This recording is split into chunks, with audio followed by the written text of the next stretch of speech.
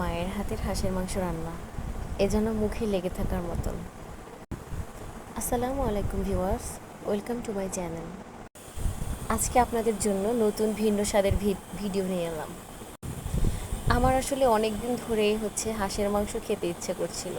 তো আম্মুকে বলেছিলাম,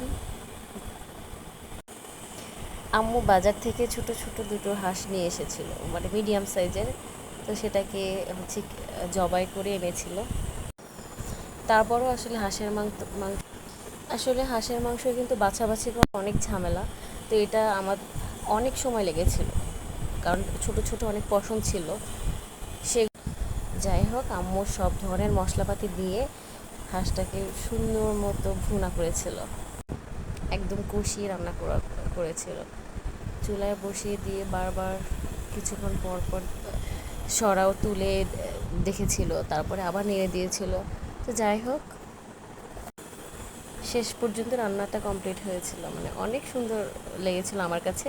আর লাস্টে একটু জিরের গুঁড়ো দিয়েছিল, এটা আরও স্বাদটা বাড়িয়ে দেয়। আমার কাছে তো অনেক ভালো লেগেছিল।